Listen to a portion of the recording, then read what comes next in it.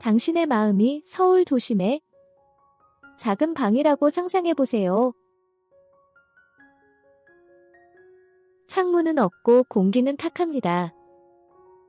바닥은 당신이 수년간 쌓아온 쓰레기로 뒤덮여 있죠. 그 쓰레기들은 당신의 걱정과 미래에 대한 두려움, 그리고 과거의 후회들입니다. 걸으려 해도 발이 걸리고 숨을 쉬려 해도 질식할 것 같습니다. 이건 허구가 아닙니다. 현대인의 정신 상태 그 자체죠. 우리는 이것을 혼돈이라 부르지만 한국에서는 가슴을 짓누르는 압박감으로 느껴집니다. 우리는 정보의 시대에 살고 있지만 명료함의 부재로 죽어가고 있습니다. 오늘 집 정리는 가르치지 않겠습니다. 그건 이미 알고 계시니까요. 오늘은 한국의 오래된 예술인 단장을 당신의 뇌에 적용하는 법을 배울 것입니다. 단장. 많은 이들이 그저 화장을 하거나 옷을 잘 입는 것으로만 알고 있습니다. 하지만 500년 전 조선의 선비들에게 이것은 사활이 걸린 문제였습니다. 천하를 다스리려면 먼저 나라를 다스리고, 나라를 다스리려면 가정을 다스려라. 그리고 가정을 다스리려면 먼저 수신즉 자기 자신을 닦아야 한다. 이것이 단장의 핵심입니다. 이것은 허영심이 아닙니다. 마음의 평정, 즉 침착함에 관한 것입니다. 하지만 현대 한국에서 우리는 이 개념을 왜곡시켰습니다. 성형수술과 패스트 패션에 집착하며 우리는 껍데기뿐인 단장을 실천하고 있습니다. 건물의 외관은 화려하게 꾸미지만 그 기초는 썩어가고 있는 꼴이죠. 한국의 정신건강 통계는 경악스러울 정도입니다. 익드 국가 중 자살률 1위, 그리고 항불안제 소비는 기록적입니다. 왜일까요? 안을 청소하는 법을 잊어버렸기 때문입니다. 오늘 우리는 지우 씨를 만날 겁니다. 그는 모든 것을 가진 것처럼 보입니다. 대기업에 다니고 좋은 차를 몰며 피부는 결점 하나 없습니다. 하지만 그의 머릿속에 카메라를 넣을 수 있다면 우리는 산불을 보게 될 것입니다. 지우 씨는 말합니다. 잠을 잘 수가 없어요. 마치 인터넷 창을 1000개쯤 켜놓은 기분입니다. 그 끊임없는 소음이 바로 잡념입니다. 쓰레기 같은 생각들이죠. 잡념은 우선순위를 정하지 못하게 합니다. 주도적인 삶이 아닌 반응하는 삶을 살게 하죠. 눈을 뜨자마자 핸드폰을 봅니다. 이메일에 반응하고 좋아요 숫자에 반응합니다. 당신의 마음은 더 이상 당신의 것이 아닙니다. 누구나 쓰레기를 버릴 수 있는 공공장소가 되어버렸죠. 단장은 급진적인 제안을 합니다. 문을 닫으라는 것입니다. 젠 명상처럼 마음을 완전히 비우라는 게 아닙니다. 그건 너무 어렵잖아요.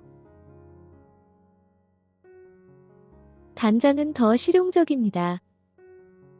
정돈하고 배치하는 것입니다.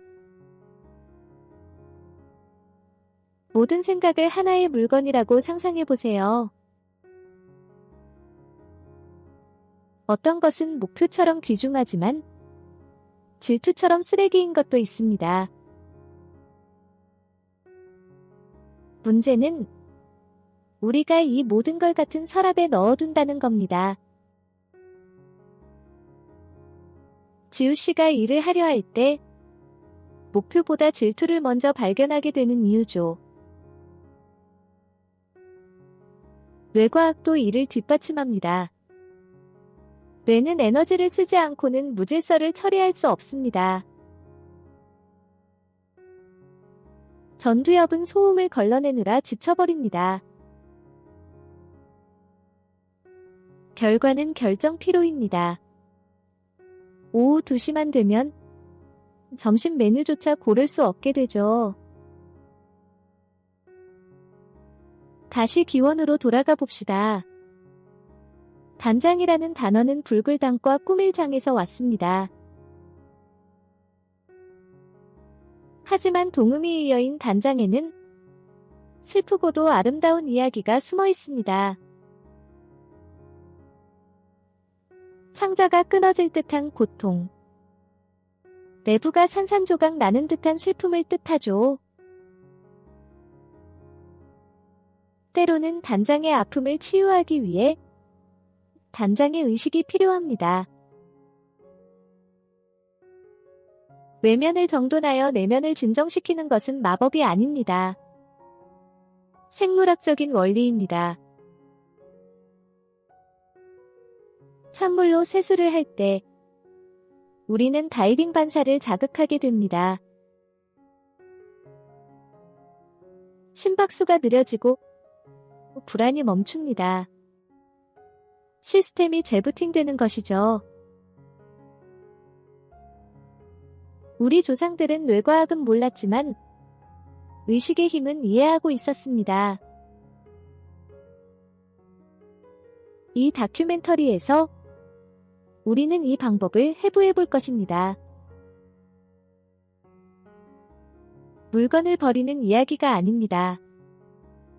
당신을 아프게 하는 것들을 어디에 두어야 할지에 대한 이야기입니다. 마음 단장의 3단계를 배울 것입니다.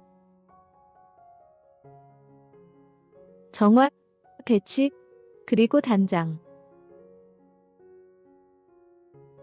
방을 치울 준비가 되셨나요? 시작해봅시다. 한. 번역이 불가능한 단어입니다. 옥스퍼드 사전은 이를 슬픔과 희망의 혼합물이라 정의하죠. 하지만 주 박사의 연구에 따르면 한은 한국인 정신의 척추입니다. 이것은 우울증이 아닙니다. 수세기에 걸친 침략과 전쟁의 감정적 잔여물입니다. 당신의 언어를 잊고 이름을 바꾸도록 강요받았다고 상상해보세요. 일제강점기 때 실제로 일어난 일입니다. 그 집단적 고통은 사라지지 않습니다. 문화적 DNA에 새겨지죠. 그것이 바로 한입니다. 한은 역설을 만듭니다. 우리는 함께 고통받지만 조화를 유지해야 합니다. 여기서 연구의 두 번째 핵심 개념이 등장합니다. 바로 정입니다. 정은 단순한 사랑이 아닙니다. 서로 미워하더라도 사람을 이어주는 끈끈한 접착제입니다. 서양에서는 관계가 해롭다면 끊어버립니다. 당신은 자유니까요. 한국에서는 정 때문에 끊어내는 것이 거의 불가능합니다.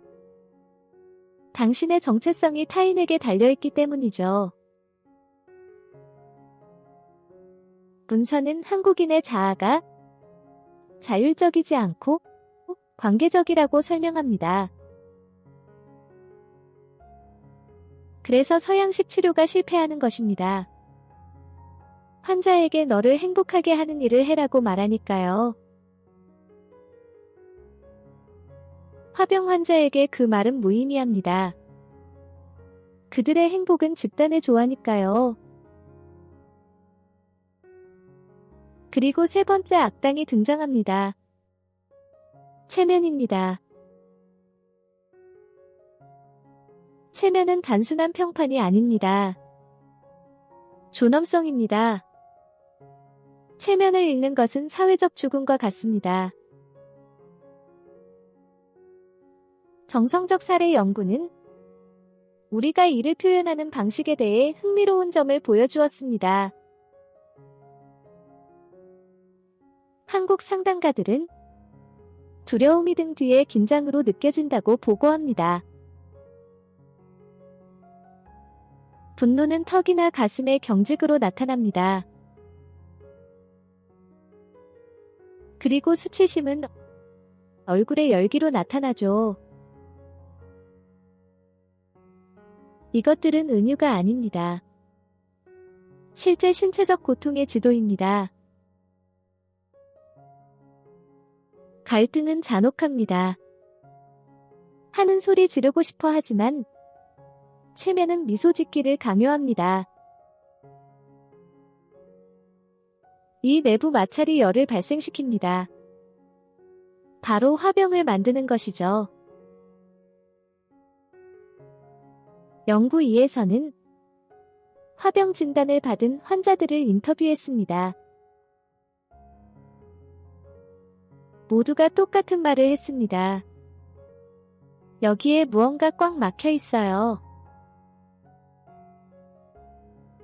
그들은 뇌를 탓하지 않았습니다. 실패한 관계와 지키지 못한 도덕적 의무를 탓했죠. 그들은 우울함이 아닌 죄책감을 느꼈습니다. 그리고 연구 3에서 가장 충격적인 데이터가 나옵니다. 현대적이고 교육받은 젊은 여성들이 점쟁이를 더 선호한다는 것입니다. 왜일까요? 서양식 치료사는 분석하지만 점쟁이는 연결하기 때문입니다. 점쟁이는 진단명으로 심판하지 않습니다. 이야기를 들려주죠. 당신의 고통은 운명이지 당신 잘못이 아니라고 말해줍니다. 그들은 관계적 온기를 제공합니다. 멸균된 병원에서는 잃어버린 것이죠. 이것은 우리를 불편한 결론으로 이끕니다. 현대 과학은 한국에서 실패했습니다. 마음을 이해하려 하지 않고 식민지화하려 했기 때문입니다. PDF는 명확히 말합니다. 심리학을 탈식민지화해야 한다고요. 한을 인정하고 정을 존중하며 체면을 다루는 모델이 필요합니다. 그 모델이 바로 아름사리입니다. 하지만 4단계로 들어가기 전에 연구에서 말하는 심리 교육을 먼저 해야 합니다. 치유의 의미를 다시 정의해야 합니다. 치유는 과거를 잊는 것이 아닙니다. 항상 행복한 것도 아닙니다. 치유는 주도권을 되찾는 것입니다. 슬픈 이야기일지라도 내 이야기의 작가가 되는 것입니다. 아름사리는 고통이 사라질 거라고 약속하지 않습니다. 고통의 의미가 생길 거라고 약속합니다. 당신의 문화와 싸우는 것을 멈추고 그것을 이용할 준비가 되셨나요? 다음 파트에서 실전으로 들어갑니다. 1단계 멈춤, 2단계 탐색. 서울행 비행기표는 필요 없습니다. 오직 5분의 시간과 내면을 들여다볼 용기만 있으면 됩니다. 화병은 끌 수 있습니다. 물이 아니라 진실로 말이죠. 저는 빨리빨리라 계속하겠습니다. 아름사리 모델은 직선이 아닙니다. 계절처럼 유기적인 순환이죠. 1단계 멈춤. 연구는 말합니다. 속도를 늦추고 신체적 자각을 키우세요. 화병 환자에게 몸은 적입니다. 아프고 뜨겁습니다. 멈춤은 고통으로부터 도망치는 것을 멈추고 그저 함께 있기를 강요합니다. 판단하지 말고 분석하지 말고 그저 느낌을 감각하세요. 가슴 속 그 불은 어떤 모양인가요? 색깔이 있나요? 무거운가요? 관찰하는 순간 화는 괴물이 아니라 신호등이 됩니다. 2단계 탐색. 여기서 토착 심리학은 서양 심리학과 갈라집니다. 우리는 고립된 유년기의 트라우마를 찾지 않습니다. 사회적 역할을 찾습니다. PDF는 말합니다. 가족의 기대와 관련된 기원을 성찰하라. 당신이 화난 건가요? 아니면 장남이라는 역할이 화난 건가요? 한국에서 우리는 평화를 위해 종종 분노를 삼킵니다. 탐색은 그 희생을 인정해줍니다. 당신은 약해서가 아니라 사랑해서 그랬던 겁니다. 이것을 이해하면 도덕적 죄책감이 줄어듭니다. 3단계 울림. 이것이 아름사리의 심장입니다. 내면의 경험을 더 넓은 맥락과 연결하는 것입니다. 당신은 고장 난 게 아닙니다. 당신 세대의 슬픔과 공명하고 있는 것입니다. 연구는 깊은 공감에 대해 말합니다. 자신의 고통이 공유된 것임을 깨달을 때 고립감은 사라집니다. 이것이 바로 치유를 위해 사용된 정의 힘입니다. 4단계 표현. 화병은 갇혀버린 에너지입니다. 반드시 밖으로 나와야 합니다. 하지만 파괴적인 비명이 아닙니다. 진정성 있는 표현이어야 합니다. 연구는 은유, 이야기 혹은 상징적 행동을 제안합니다. 정원 가꾸기로 화병을 고친 삼성 임원의 사례를 압니다. 그가 뽑아낸 잡초 하나하나는 상사에게 하지 못한 말이었습니다. 그것이 바로 표현입니다. 고통을 행동으로 바꾸는 것이죠.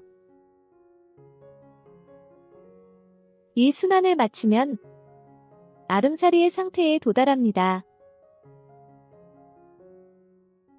공동체와 단절되지 않으면서 진정한 나로 살아가는 것.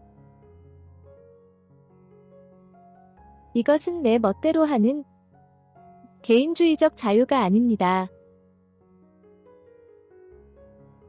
이것은 관계적 자유입니다. 너희와 함께 있는 진정한 나이죠. 연구는 결론 짓습니다. 주체성은 반대가 아니라 의식적인 참여를 통해 나타난다. 이것은 아시아 정신 건강의 판도를 바꿉니다. 우리는 집단 문화를 감옥으로 보는 것을 멈추게 됩니다. 그리고 그것을 생태계로 보기 시작하죠. 당신이 독특한 나무로 존재하는 생태계 말입니다. 당신의 뿌리 인정은 다른 이들과 얽혀 있습니다. 당신의 껍질에는 한의 상처가 있습니다. 하지만 당신의 가지는 자신만의 방식으로 하늘에 닿을 수 있죠. 그것이 아름사리입니다. 이것을 지금 당장 어떻게 적용할까요? 다음에 목에 매듭이 느껴질 때 커피를 더 마시지 마세요. 인스타그램을 켜지 마세요. 멈춤을 실천하세요. 10초만 눈을 감으세요. 몸에게 물어보세요. 내 입이 감히 말하지 못하는 것을 너는 뭐라고 말하고 있니? 그 작은 경청의 행위가 치유의 시작입니다. 시끄러운 세상에서 자신에게 귀 기울이는 힘을 과소평가하지 마세요. 마지막 파트에서는 실제 변화의 이야기들을 만나보겠습니다. 지우 씨에게 돌아가 봅시다. 그의 마음속 산불을 기억하시나요? 그는 6개월간 아름사리를 실천했습니다. 회사를 그만두지도 히말라야로 떠나지도 않았죠. 하지만 그의 책상 위 풍경이 바뀌었습니다. 상사가 소리칠 때 한국에선 피할 수 없는 현실이죠. 지우 씨는 1단계 멈춤을 합니다. 목덜미의 열기를 느낍니다. 그리고 알아차립니다. 아, 내 상처받은 존엄성이 여기 있구나. 예전엔 그 열기가 위험이 되었습니다. 지금은 정보가 됩니다. 4단계 표현. 그날 밤 지우 씨는 잊기 위해 소주를 마시지 않습니다. 일기를 씁니다. 혹은 폐가 타들어갈 때까지 달립니다. 분노의 에너지를 삶의 에너지로 바꿉니다. 그것이 사리입니다. PDF는 아름사리를 시적으로 정의합니다. 진정한 나로 살아가는 것. 하지만 한국에서 진정한 나란 무엇일까요? 서양에 고립된 자아가 아닙니다. 연구는 말합니다. 주체성은 반대가 아니라 의식적인 참여를 통해 나타난다. 효자가 되면서도 자신의 꿈을 꿀 수 있습니다. 배타적인 게 아니니까요. 아름사리는 그 황금 같은 교차점을 찾습니다. 아름은 아름, 즉 안다는 것에서 왔습니다. 진정한 아름다움은 나 자신을 아는 것입니다. 이것은 미학이 아닙니다. 인식론입니다. 그리고 여기서 연구 3위, 가장 놀라운 발견이 등장합니다. 왜 한국 여성들은 점쟁이를 사랑할까요? 점쟁이는 그녀들이 운명의 주인공이 되는 이야기를 들려주기 때문입니다. 치료사는 당신은 불안증입니다 라고 말하지만 점쟁이는 당신은 겨울을 지나고 있어요. 곧 봄이 옵니다 라고 말합니다. 아름사리는 그 서사적 지혜를 차용합니다. 고통을 병리가 아닌 하나의 챕터로 보게 해줍니다. 여기서 심리교육이 핵심입니다. 우리는 환자가 한을 느끼는 것이 정상임을 이해하도록 교육해야 합니다. 당신은 불량품이 아닙니다. 힘든 역사에 반응하는 인간일 뿐입니다. 한국이 이것을 대규모로 받아들인다면 어떨지 상상해 봅시다. 수능 전에 멈춤을 가르치는 학교. 체면 때문에 힘들다는 말을 못하는 일이 없는 사무실. 미래를 향해 달리는 것을 멈추고 현재에 살기 시작하는 나라. 이건 유토피아가 아닙니다. 생존의 문제입니다. 세계 최저 출산율 0.7명. 한국은 소멸하고 있습니다. 어쩌면 사람들은 화의 세상에 아이를 데려오고 싶지 않은 걸지도 모릅니다.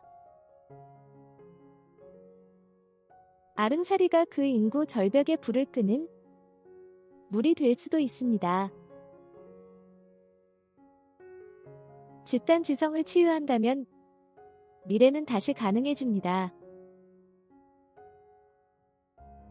하지만 당신에게 돌아가 봅시다. 시청자 여러분에게요. 한국인이 아닐 수도 있습니다. 김치가 뭔지 모를 수도 있죠. 하지만 가슴의 압박감은 알고 계실 겁니다. 화병은 세계화되고 있습니다. 디지털 스트레스는 만국 공통이니까요. 한국의 처방은 모두에게 통합니다. 멈춤, 탐색, 울림, 표현. 불교 신자나 유교 신자가 될 필요는 없습니다.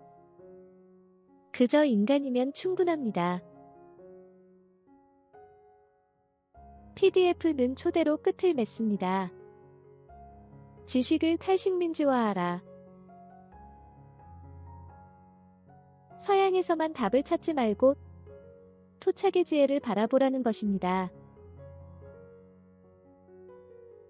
때로는 가장 진보된 의학이 5000년 된 것일 수도 있으니까요. 다음 마지막 파트에서는 함께 실습을 해보겠습니다. 영상이 끝나기 전에 저와 함께 눈을 감아주셨으면 합니다. 당신의 숨겨진 아름다움을 찾아봅시다. 가지 마세요. 가장 좋은 건 마지막에 있습니다. 이것이 아름사리입니다. 계속하겠습니다. 속삭임 안전한 곳이라면 지금 눈을 감으세요. 아니라면 시선을 낮추세요. 30초 동안 아름살이 순환을 해보겠습니다. 1단계 멈춤. 몸을 느끼세요. 생각하지 말고 느끼세요. 어깨가 뭉쳐있나요? 가슴이 뜨겁나요? 그것이 당신의 화입니다. 인사하세요. 2단계 탐색. 물어보세요. 불아, 너는 왜 여기 있니? 어쩌면 나의 자존심을 지키고 있는 걸지도, 어쩌면 불의에 대해 소리치고 있는 걸지도 모릅니다. 3단계 울림. 당신은 혼자가 아닙니다. 당신의 고통은 오늘을 살아내려는 모든 이들의 고통입니다. 그들과 연결되세요. 4단계 표현. 오늘 무언가를 하겠다고 약속하세요. 쓰거나 달리거나 그리거나 아니면 단순히 아니오라고 말하세요. 눈을 뜨세요. 돌아오신 걸 환영합니다. 방금 그것이 마이크로 아름살이었습니다. 주 박사는 결론에서 말합니다. 토착 심리학은 과거로의 회귀가 아니다. 그것은 미래를 위한 치료적 혁신이다. 세계화된 세상에서 우리는 외로움이라는 병을 앓고 있으니까요. 한국의 모델은 상기시켜줍니다. 치유는 관계적이라는 것을요. 공허 속에서 자신을 사랑할 필요는 없습니다. 맥락 속에서 사랑해야 합니다. 화병은 끔찍합니다. 하지만 스승이기도 합니다. 마음을 무한정 무시할 수는 없다는 것을 가르쳐 주니까요. 오늘 불길이 느껴진다면 술이나 오락으로 끄려 하지 마세요. 그것을 사용하세요. 그 불은 당신의 아름살이를 위한 연료입니다. 진정한 나로 살아가기 위해서요. 이 한국인의 마음 여행이 울림을 주었다면 지금 당장 4단계를 실천하세요. 댓글로 당신의 이야기를 표현해주세요. 당신 안에는 어떤 화가 있나요? 그리고 그것으로 무엇을 하실 건가요? 모든 이야기를 읽겠습니다. 당신의 이야기는 우리의 울림의 일부니까요. 저는 빨리빨리라 아시아에 숨겨진 심리학을 탐구합니다. 구독하시고 다음 에피소드를 놓치지 마세요. 강남의 신데렐라 증후군. 그때까지 아름답게 사세요.